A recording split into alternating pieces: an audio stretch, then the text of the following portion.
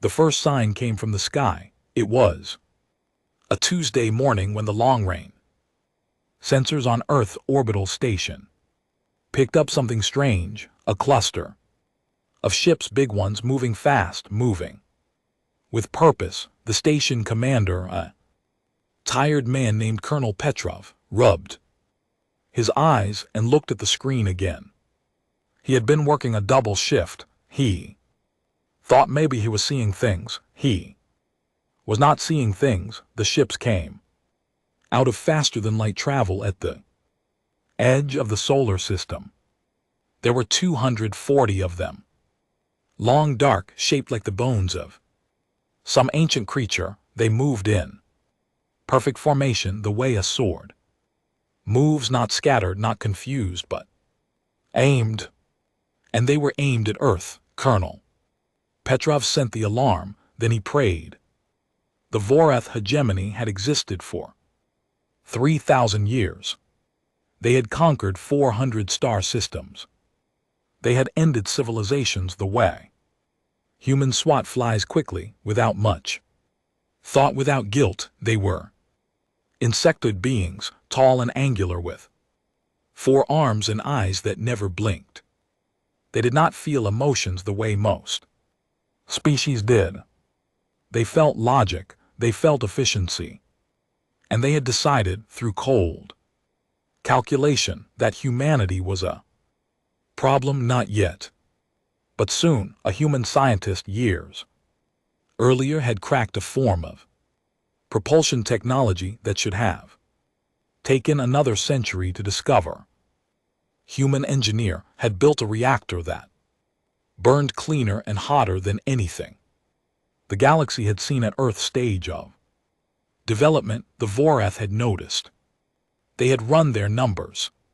Their models showed that in approximately 60 years, humanity would reach a level of technological power that could challenge even the hegemony itself. 60 years was nothing to a civilization that thought in millennia. So they came. They did not send a warning. They did not offer a chance to surrender. There was no declaration of war, no diplomatic message, no ultimatum. The Vorath fleet simply arrived, took up position in high orbit and opened fire. The first city to go was Shanghai. The orbital bombardment was precise. A column of superheated energy came down from space like the finger of some terrible god and touched the city. Shanghai did not burn. It did not crumble. It became glass, flat, smooth, silent glass in under 4 seconds.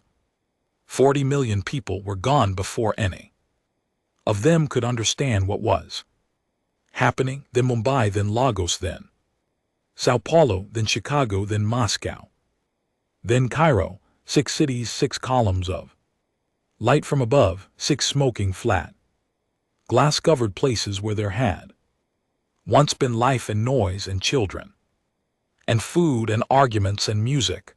The attack took 72 hours. The Vorath were not in a hurry. They were thorough. Earth's defense grid fought back. Missiles launched, fighter craft scrambled into orbit. Brave pilots flew their ships directly at the Vorath fleet and were destroyed. Within seconds, the defense grid which humanity had been so proud of, which had taken 30 years to build, was torn apart in pieces like paper in the rain. The moon was struck by a stray Vorath weapon and cracked along its southern face. Chunks of rock drifted into space. When it was over, the Vorath fleet held its position for exactly 1 hour. Then it turned and left. No second wave. No ground troops, no occupation. They had done their math. They believed the damage was enough. They believed humanity was finished. Across the galaxy, other civilizations watched. The Kelthura Conclave, an ancient and powerful civilization of tall, blue-skinned beings who controlled a 100 systems watch through there. Deep space telescope arrays there. Ambassadors held quiet meetings. There was mild concern. There was gentle disapproval. One senior diplomat called the attack regrettable. Another called it a matter for the parties involved. They did not move a single ship. Syndicate of minds, a collective of machine intelligences who had been alive since before Earth had discovered agriculture, ran probability models.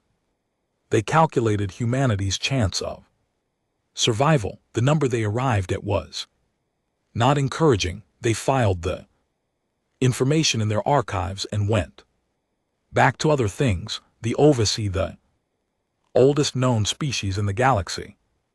Beings who existed partly as light and partly as something no one else could understand, said nothing at all.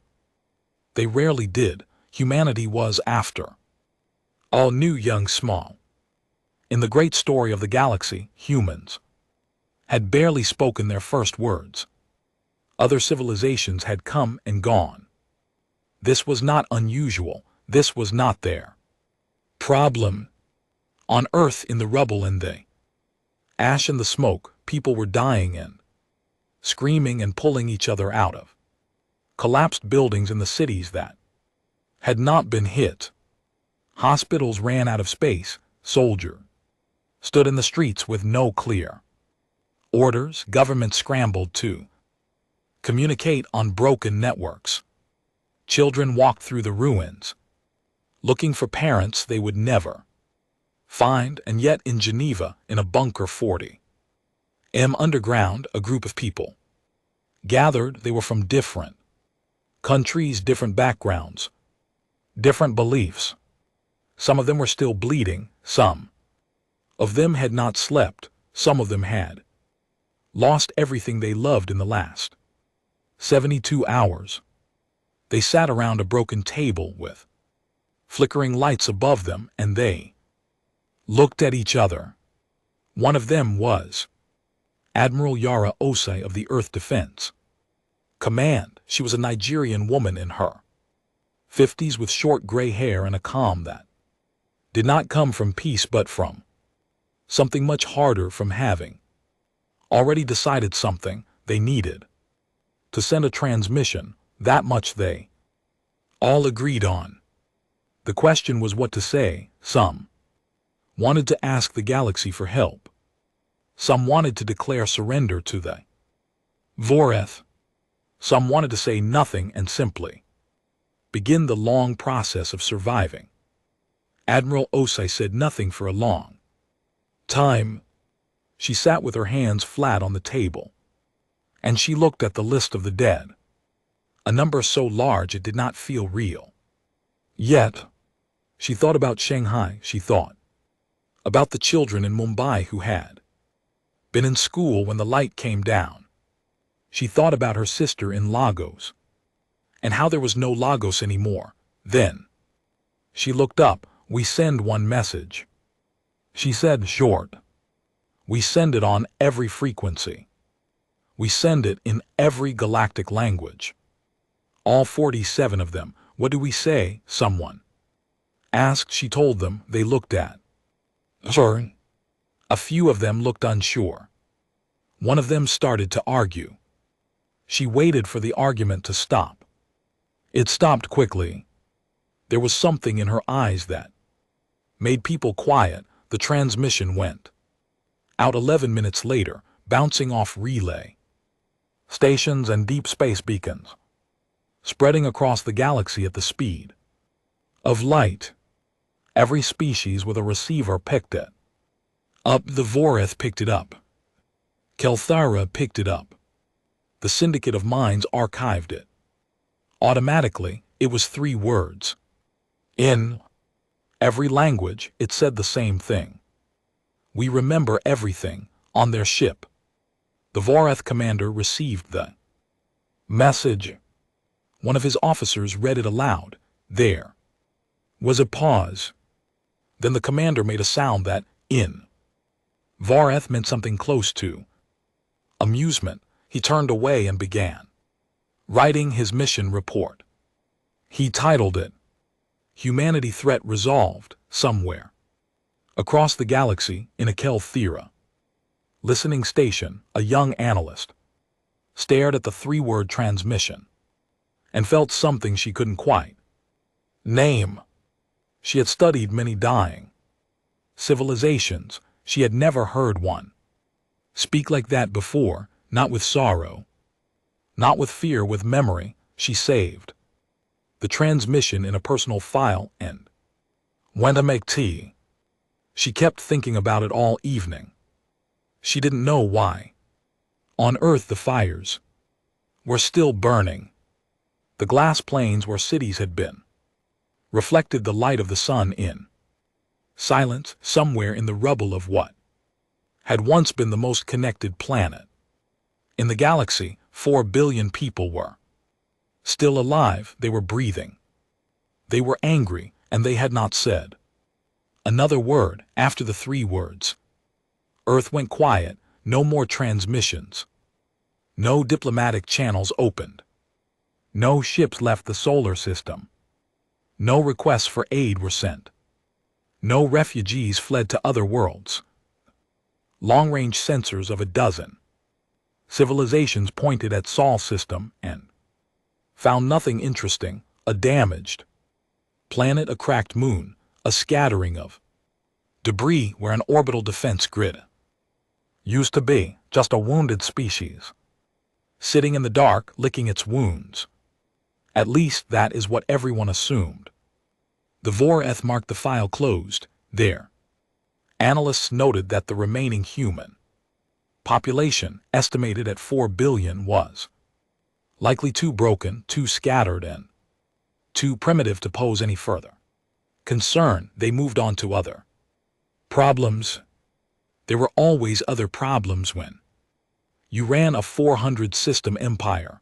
The Thera Conclave sent one diplomatic message to Earth's last known government address offering humanitarian monitoring. There was no reply. They shrugged in the particular way that Thera shrugged, a slow ripple across their upper shoulders, and filed it as a dead channel. The galaxy forgot about Earth, the way people forget about a light that has gone out. One moment it is there, then it is not, and life continues.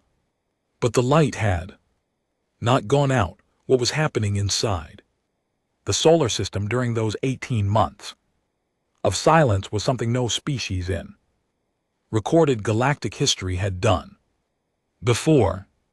Not after a near-extinction event, not after losing billions in 72 hours, not after having their defense grid shredded and their moon cracked and their greatest cities turned to flat glass. Humanity unified, not slowly, not through long negotiations and compromises and committees and votes, quickly, completely, with a cold and total agreement that settled over the surviving 4 billion people the way winter settles over a landscape heavy, still and absolute.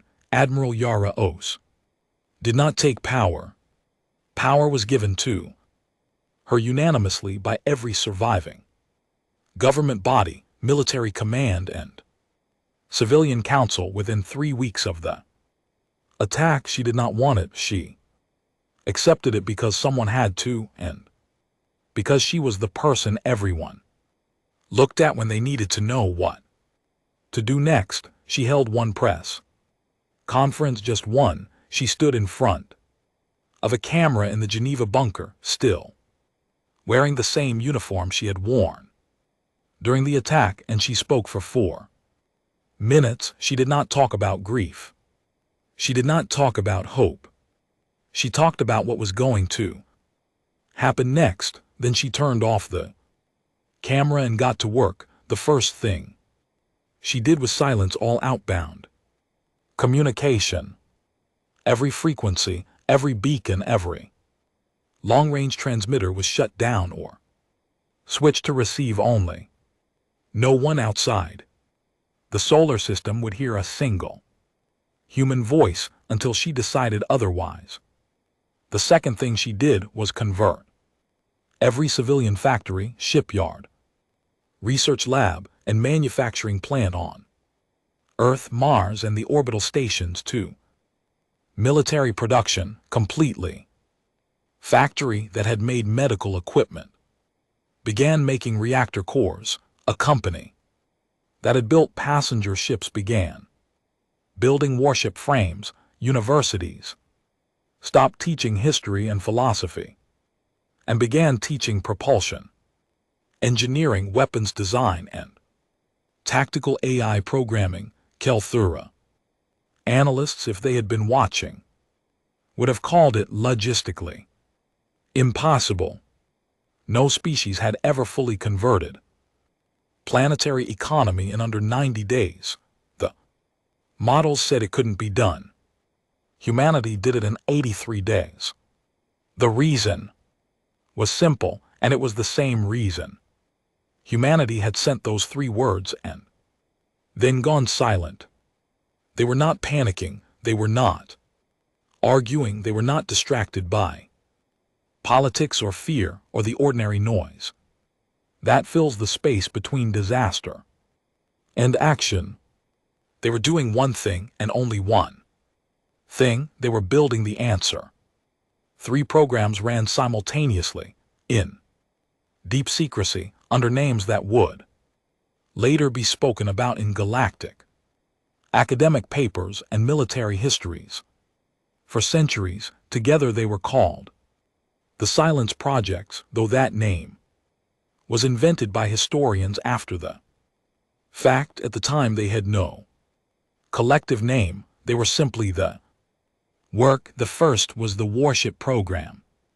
Hundreds of engineers working in sealed orbital facilities took the wreckage of the Voreth bombardment weapons, the ones that had turned 6 cities into glass, and spent months reverse engineering them. They did not copy them, they understood them. They found the principles behind them and rebuilt those principles from scratch with human hands and human thinking. And when they were finished, the weapons they had designed were not copies, they were something new, something that used the same energy, principles, but focused them differently, concentrated them harder, released them faster. A weapon that could do to a warship what the Voreth had done to Shanghai in under 2 seconds. Then they built ships around those weapons, not defense ships, not ships designed to intercept or protect, ships designed for one purpose only, to go somewhere and deliver consequences. The second program was quieter. A team of the best network engineers and AI specialists on Earth built a distributed system spread across thousands of small relay nodes that spent 12 months quietly inserting itself into Voreth communication infrastructure, not loudly, not visibly, thread by thread, signal by signal, the way ivy grows through stone. By the time 6 months had passed, they could read every Voreth military communication. By month 9 they could alter them. By month 12 they could silence them entirely on command all at once. Voreth never noticed. Their cybersecurity was excellent by any standard the galaxy had previously seen, but it had never been tested by human engineers who had nothing left to lose. And 18 months of uninterrupted time to work. The third program was the smallest in number and the most dangerous in practice. 300 volunteers chosen for language ability, physical adaptability, and psychological endurance were given Voreth biosignatures, biological modifications that would make them read as Voreth to any scanner. They were inserted into Voreth controlled space one at a time through routes that took months to navigate. Once there, they did nothing dramatic. They walked, they watched, they counted.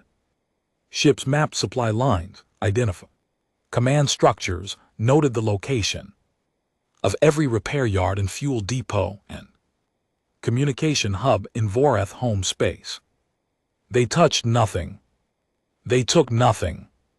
They simply remembered, 18 months into the silence, a Kelthara deep rain probe on a routine survey swing near Jupiter's orbit picked up something unusual, a faint energy reading. The probe adjusted its sensors. It ran the reading twice because the first result seemed like an error. It was not an error in the darkness beyond Jupiter, running with no lights, no transponder signals, no communication of any kind, was a fleet, not a small fleet, not the scattered remains of Earth's old defense force, something new, something enormous. The probe counted 300 ships before its sensor range gave out, then 400, then when it angled differently and extended its array to maximum, the number climbed past 1,000, past 2,000, and kept going. 3,200.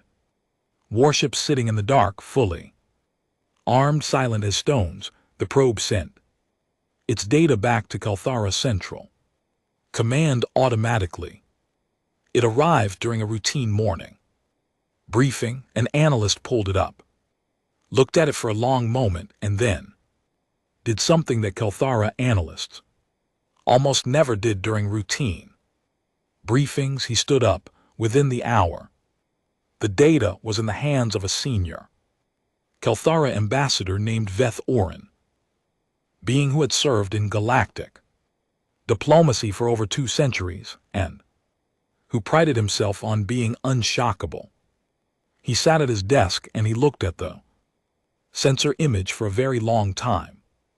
Then he composed a private message to the Voreth High Command.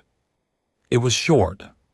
I recommend you look at what is currently sitting beyond the 4th planet of the solar system. Do not delay. The Voreth received the message that evening. The High Admiral on duty, a seasoned commander who had overseen the bombardment of 11 civilizations, pulled up his own deep-range sensors and aimed them at the coordinates provided. He found the fleet. He sat in his command chair and he stared at the screen. He did not speak for a very long time. His officers stood around him in silence, also staring. The ships on the screen were dark and angular and enormous, and there were so very many of them. Each one was pointed outward, aimed like the 3 words had been aimed 18 months ago. After several minutes, the High Admiral turned to his communications officer and said very quietly, "Get me the High Throne now." At some point during those long minutes of staring, one of the junior officers behind him realized something. His hands were cold. His breathing was not steady. He was a Voreth soldier, born into a culture that had never feared anything in 3,000 years, and he was quietly, privately, without wanting to admit it, afraid. He did not fully understand why. The numbers were bad, but numbers alone didn't explain it. It was something else, something about the way those ships were positioned, the patience of it, the silence of it, like something that had been waiting, like something that knew exactly where it was going. He kept this feeling to himself.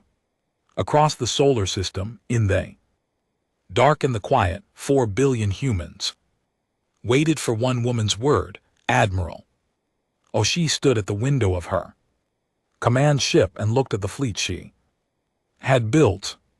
She did not look proud. She did not look angry. She looked the way a person looks when they have been carrying something very heavy for a very long time, and the Moment has finally come to put it down. She turned to her communications. Officer, not yet, she said. Yes. Admiral, she looked back at the stars. But soon, at exactly 400. Galactic Standard Time. Every Vorath communication network went dark, not one of them. Not some of them. All of them. At the same moment across. Every Vorath-controlled system, every frequency, every military channel, every colony broadcast, every command relayed. Silence, the lights on there. Communication boards went from green to nothing. Officers across 400 systems sat up, straight in their chairs and started hitting buttons. Nothing worked. The signals were not jammed, they were simply gone, as if the network had never existed. Then, 7 seconds later, every surviving Vorath screen, every display on every ship, every monitor in every command center, every public broadcast terminal in every Vorath city lit up with the same image, 6 cities burning.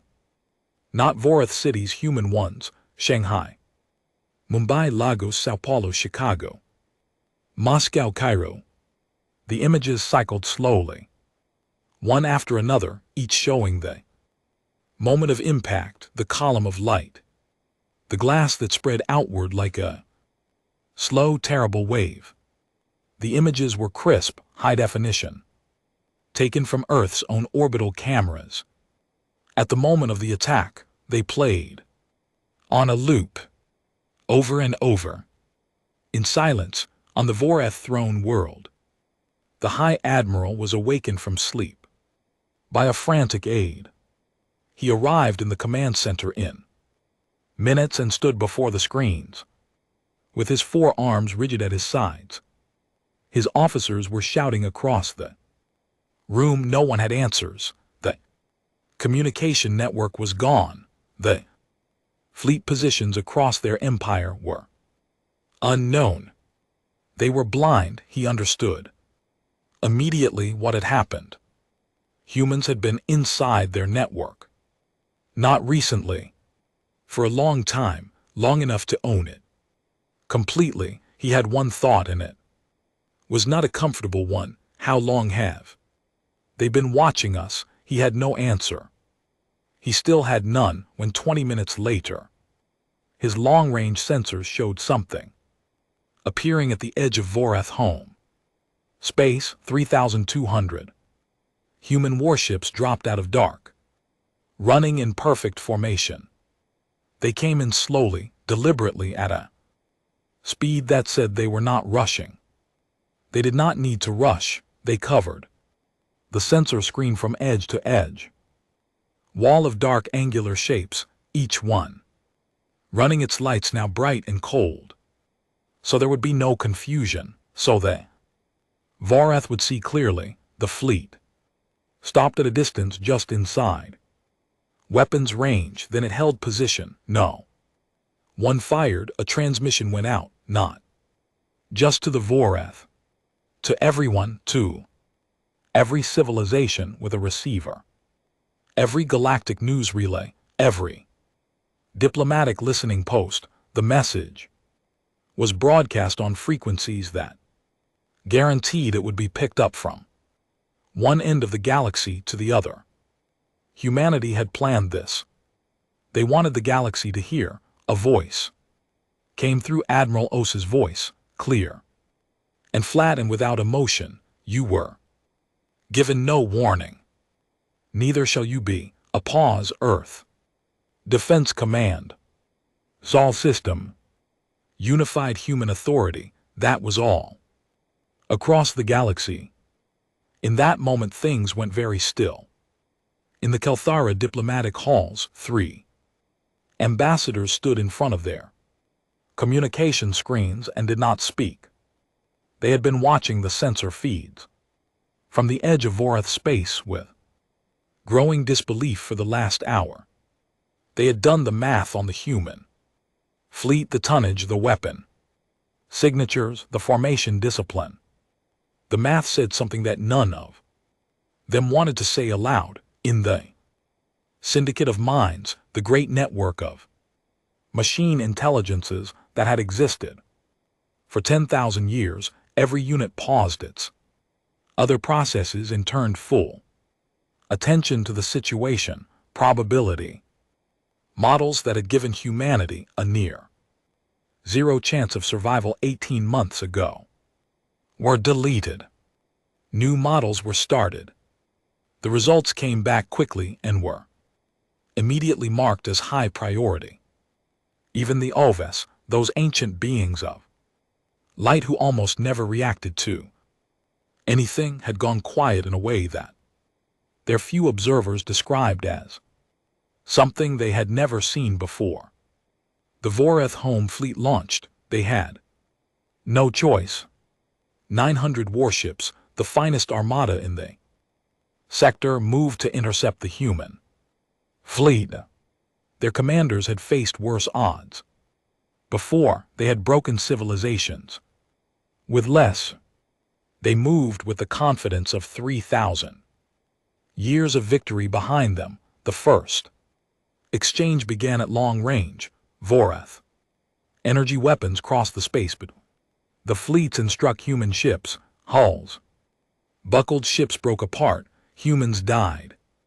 In the cold silence of space, the way humans had been dying in the cold silence of space since the first terrible hours of the attack on Earth. The human fleet absorbed the hits and closed the distance. More ships were hit, more humans died, and then the ashfall. Weapons fired for the first time. The guns were large, much larger than anything else on the human ships, built deep into the hull like the spine of the vessel. They made very little sound when they discharged, just a deep vibration that the crew felt in their bones rather than their ears. What they sent outward was not a beam or a bolt, but something between the two, a compressed column of the same energy. The Voreth had once rained down on Earth. Cities focused through a different geometry, released in a different shape, with a different intensity. The first target was the Voreth Fleet Command ship, the largest vessel in their armada, carrying the fleet admiral, his entire command staff, and the best armor. In the Voreth military, it was gone in less than 2 seconds, not disabled, not damaged, not drifting. Gone. A flash of light so intense it registered on sensors, 3-star systems. Away, and then nothing. Empty space where a warship had been. In the Kelthara observation room, someone made a sound that was not quite a word. Everyone else was silent. The second asphalt target was the Voreth fleet's primary communications relay ship, gone. The third was a cluster of 3 destroyers that had gotten close to the human formation. All 3 were deleted from space in a single discharge, the energy column wide enough to take all 3 at once. The Voreth fleet, 900 warships, 30,000 crew. The pride of a 3,000-year empire began to come apart. It did not happen instantly. Voreth ships were well built, well crewed, and their captains were experienced. They adapted their formations. They tried flanking. They tried pulling the human fleet into crossfire angles. Some of it worked. Human ships were destroyed throughout the battle. The losses were real. The grief was real. The names of the dead would be read aloud at every memorial for a generation, but the difference in firepower was not something tactics could fully bridge.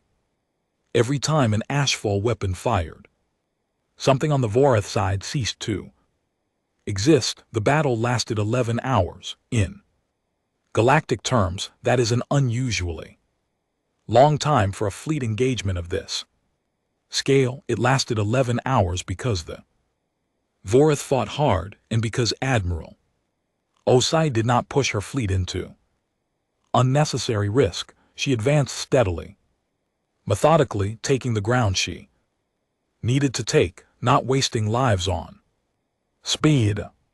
At the end of the 11th hour, the Voreth home fleet had effectively ceased to exist. What remained was fewer than 40 ships scattered, damaged, broadcasting surrender signals. The rest was debris. Admiral Osei ordered her weapons to stand down. She opened a channel to the Voreth throne world. Her voice was exactly as calm as it had been at the start. We are coming down to speak to your leadership. Have them ready. We will not wait. In the Kelthara diplomatic chamber, Vetharon, the senior ambassador who had sent the warning to the Voreth 2 days earlier, sat in his chair without moving. For a long time after the battle ended. He was 217 years old. He had lived through more events than most species remembered. He had watched civilizations fall and rise and fall again. He had never seen anything like this, not the destruction. Destruction was common. What he had never seen, what he had no framework for, was the combination of things that humanity had just demonstrated: the patience of 18 months, the silence, the discipline, the weapons that were made from the same energy that had been used to attack them, the message that gave no warning because they had been given none. Every part of it was connected.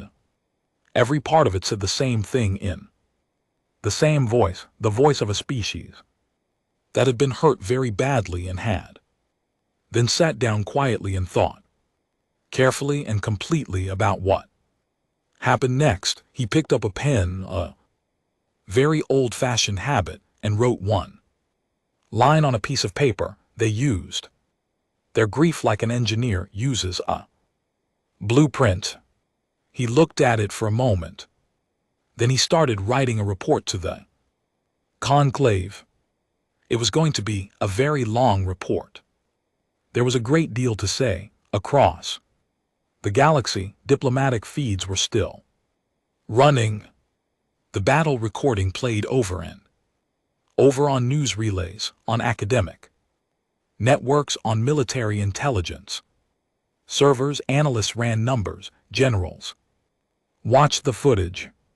Scientists examined the weapon signatures. No one was saying much. In a quiet office on a Kelthura research station, the young analyst who had heard humanity's 3-word transmission 18 months ago pulled up the recording again.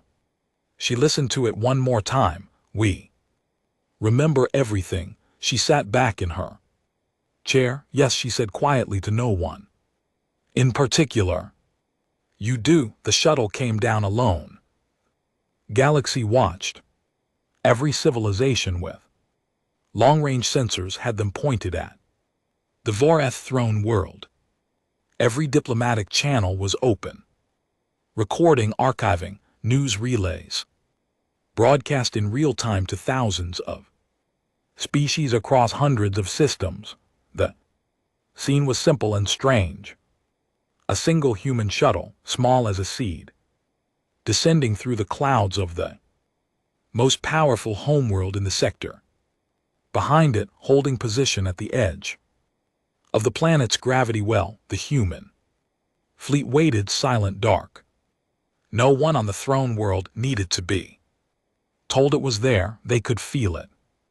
The shuttle landed at the base of the High Command Spire, the tall, dark building at the heart of the Voreth capital from which the hegemony had governed 400 systems for 3,000 years.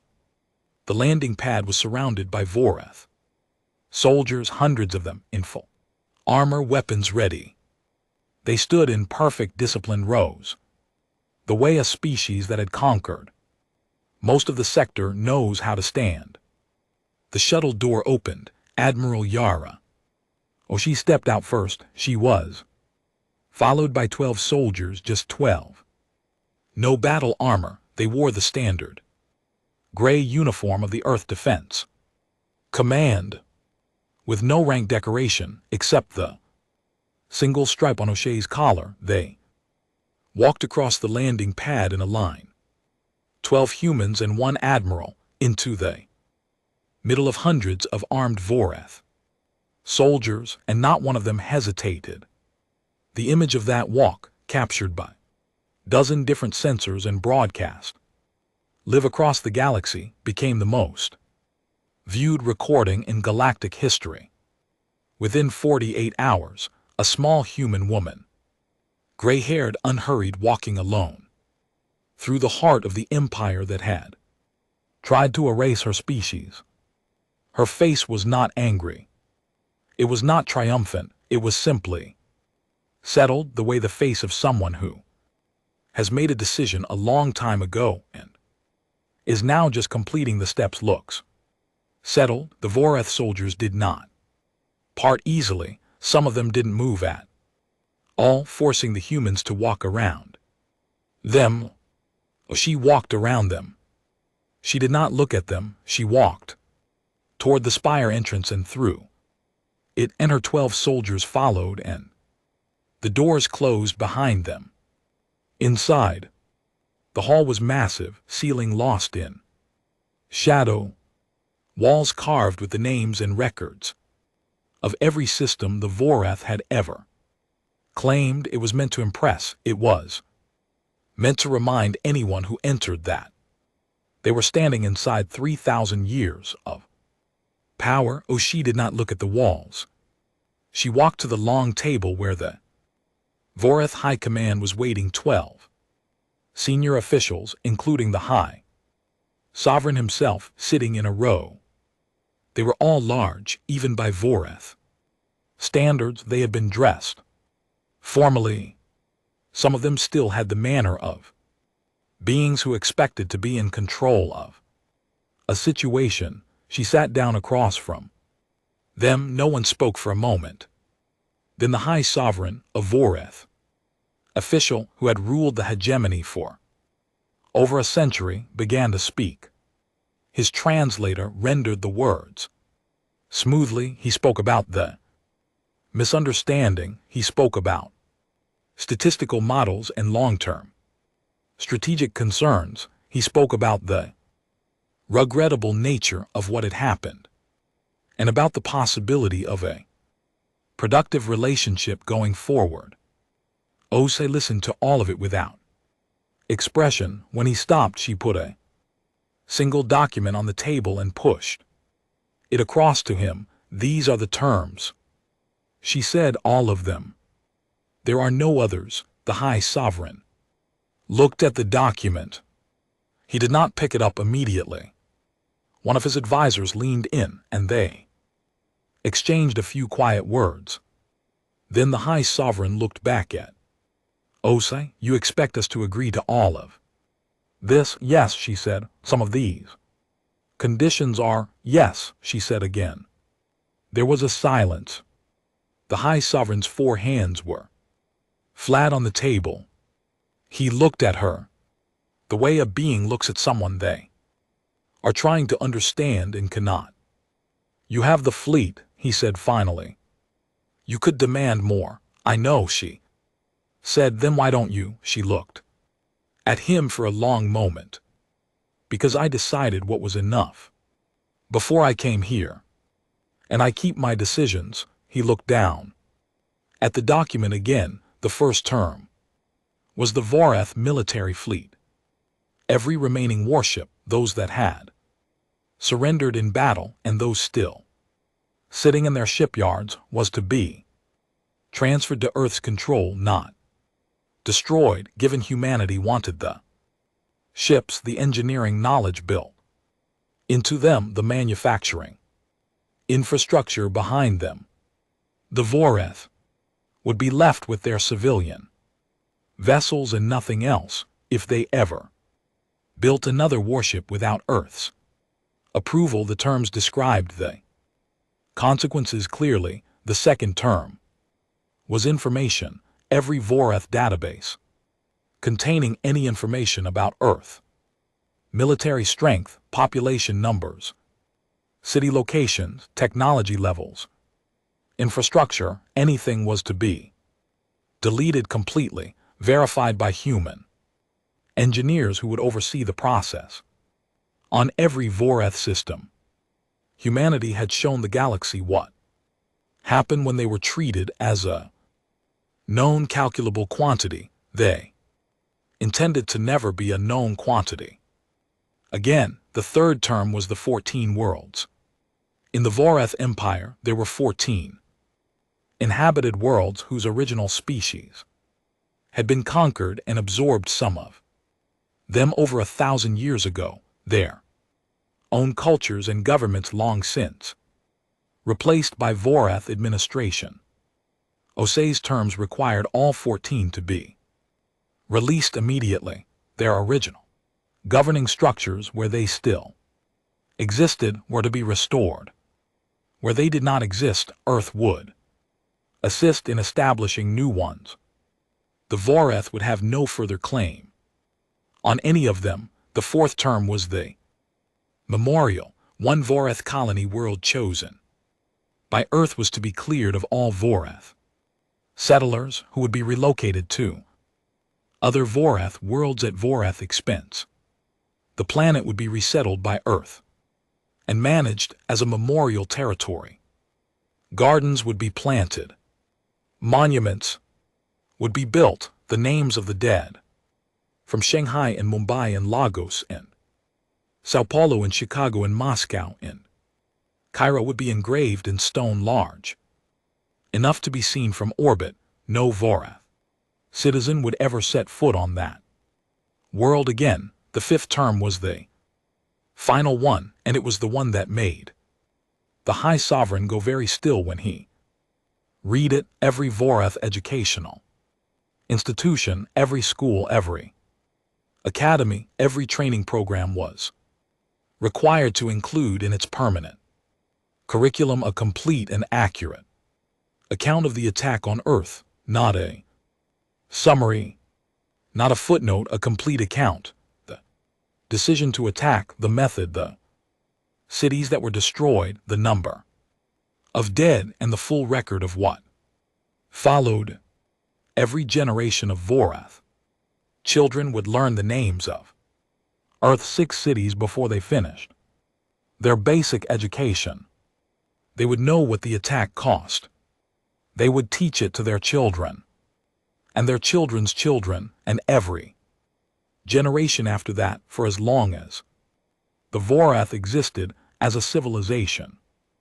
The High Sovereign read the fifth term twice. Then he set the document down. This is not a peace treaty, he said. This is a lesson. Yes, Osei said. The room was quiet. The High Sovereign looked at his advisors. None of them had anything useful to offer. The fleet was gone. The communication network was in human hands. The 14 colony worlds were already beginning to see human ships in their orbit. The math was not complicated. He picked up the pen. He signed across the galaxy, in diplomatic halls and military command rooms and academic institutions and ordinary living spaces. Beings of 100 different species watched the signing in real time. They watched the human admiral stand, collect the signed document, and walk back out of the hall with the same unhurried step she had walked in with. In the Kelthara Grand Council chamber, Ambassador Veth Orin sat among his peers and said nothing for a long time after the feed ended. Then an aide leaned toward him and asked what the conclave's official response to these events would be. Vethor and thought about this for a moment. We will update our threat assessment files, he said quietly. Humanity will be moved to the top. Aide made a note. Because of their military capability. Sir Vetheran shook his head slowly. Because of how they thought while using it, he said. A species that can do what they just did and still decide what is enough. That is a species that will be relevant to every decision in this galaxy for a very long time. Outside the high command spire, Admiral Ose's shuttle lifted off alone. The 12 soldiers were quiet around her, one of them a young lieutenant named Chen, barely 25, who had lost his entire family in Shanghai, sat across from her and looked out the window as the throne world dropped away. Below them, after a while he said, "We got them, Admiral." Ose looked at the document in her hand. The signature was there. Official binding. "Yes," she said. "Does it feel like you thought it would?" She was quiet for a moment. Outside the window, the fleet was coming into view. 3,000 ships catching the light of the local sun. "No," she said. She did not say anything else. Chen did not ask. The shuttle moved toward the fleet. Behind them, the Voreth throne world grew small against the stars and smaller still, and then it was just another point of light in the dark, no different from any other. 5 years passed. The galaxy in those 5 years changed in ways that no model had predicted and no historian had planned for. Not loudly, not with dramatic announcements or great ceremonies. It changed the way deep water changes direction, slowly, quietly, but completely, and with the kind of force that does not stop once it has started. Earth rebuilt. Not just its cities, though the cities came back.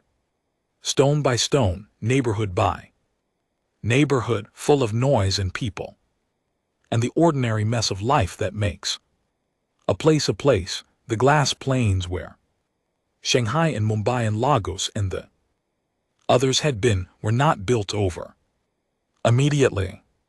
First came the teams who documented everything, then came the families who walked the glass in silence, leaving flowers. Then, only then, when the living had said what they needed to say to the dead, did construction begin. The new cities were not copies of the old ones. They were something else, taller in some places, lower in others, built around gardens and open spaces that had not existed before. The architects had been told one thing by the unified human authority: build cities that remember what happened without making memory a cage. They tried their best. Most of them succeeded. The Voreth ships, the fleet handed over under the peace terms, were brought into human shipyards and taken apart, not destroyed. Studied, human engineers spent years understanding how every system worked, every weapon, every drive mechanism. They kept what was useful. They improved what they could improve. They discarded what was inferior to what they had already built. The shipyards on Mars and in the asteroid belt ran without pause, day and night for 4 years. And what came out of them was a fleet unlike anything the galaxy had seen before, a mix of the best of 2 very different schools of military engineering, combined by minds that had spent 5 years thinking about almost nothing else. Earth did not display this fleet openly. They did not publicize its size or capabilities. They simply had it, and the galaxy knew they had it, and no one asked for details. The 14 liberated worlds were the piece of the peace terms. That took the most work. Some of them had been under Voreth control for so long that their original governing structures were not just weakened, but genuinely gone. Languages half forgotten cultural practices nearly erased populations that had grown up, knowing nothing but Voreth. Administration. Earth sent teams, not soldiers. Linguists, historians, educators. Engineers, doctors, people who knew how to help without taking over. People who understood in a specific and personal way what it meant to rebuild something that had been broken by someone else's decision. It was slow. It was sometimes frustrating. It did not always go perfectly. But it went. The 14 worlds over 5 years found their feet. Some of them formed governments that looked nothing like what they had been before the Voreth came. Some of them rediscovered things they had forgotten about themselves and were genuinely surprised by what they found. 2 of them became close enough to Earth in culture and cooperation that they eventually applied for formal partnership status, not membership, not absorption, but something new that had no previous name in galactic law and had to be written fresh. The memorial world was named Kintsugi. It was a Japanese word. It referred to the old practice of repairing broken pottery with gold, not hiding the cracks but filling them with something that made the damage visible and beautiful at once. The person who suggested the name was a ceramics teacher from Osaka. She had been 12 years old when the cities were destroyed. She was 17 when the peace terms were signed. She submitted the name through a public suggestion process that the unified human authority had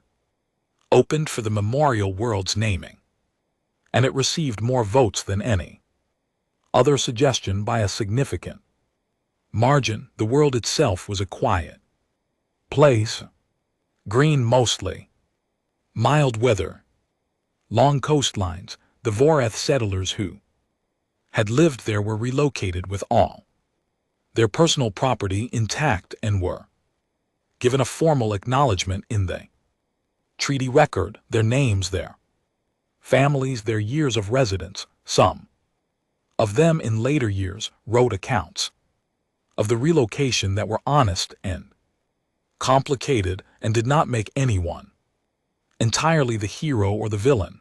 The monuments on Kintsugi were simple.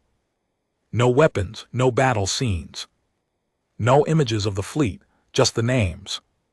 Millions of names carved in stone. The languages the people had spoken while they were alive. And below each city section, in every major galactic language, one sentence: they were here. They were taken. They are not forgotten. And GT clears throat. And GT, young people from Earth visited every year. So did young people from the 14 liberated worlds. And more surprisingly, so did small groups of young Voreth students, mostly fulfilling what was now a mandatory part of their education, the honest account of what their civilization had done and what it had cost. No one had expected that the Voreth students would actually come. The mandatory curriculum was one thing, a document requirement, something that could be technically fulfilled while being practically ignored, but some of them came and they stood on the green grass of Kintsugi in small awkward groups reading the names, and most of them were quiet in the way that people are quiet when something they have read about has become real. Galactic diplomacy rearranged itself around the new reality without making any great announcement of doing so. Invitations to meetings that had previously been extended to humanity as a courtesy were now extended as a matter of priority. When Earth's ambassador spoke in the Galactic Assembly, the room did not shuffle or whisper or look at their notes. They listened. when Earth's position on something conflicted with a larger power's preference, the larger power thought carefully before pushing back. The Kelthura Conclave published in the third year after the battle an updated threat assessment matrix for all known civilizations. The document was classified but leaked within a month, as classified documents almost always are. The section on humanity was the longest single entry in the document. The final line of the section, which was quoted on news relays across the galaxy for weeks, said the primary concern is not their military capability, which is considerable. The primary concern is their decision-making pattern under extreme duress, which suggests a species capable of matching or exceeding any civilization this conclave has previously encountered. The syndicate of minds published nothing, as they rarely did, but their resource allocation, the vast quiet economy of machine attention, shifted noticeably toward monitoring human activities. Not aggressively, not with hostility, with something that the syndicate's few outside observers described cautiously as interest. The Ovis said nothing. The Ovis never said anything, but three of them, three beings of ancient light who had drifted on the edges of the galaxy since before most current civilizations had existed, were observed moving slowly toward the Sol system over the course of 5 years.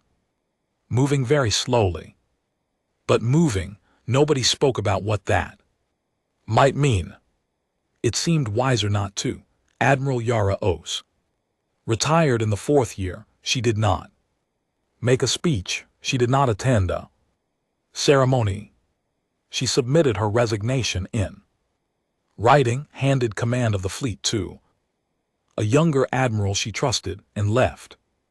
She took no honor guard, no official transport.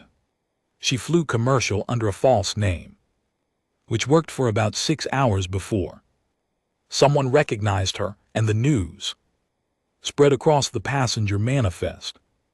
She spent the first months of her retirement doing nothing in particular.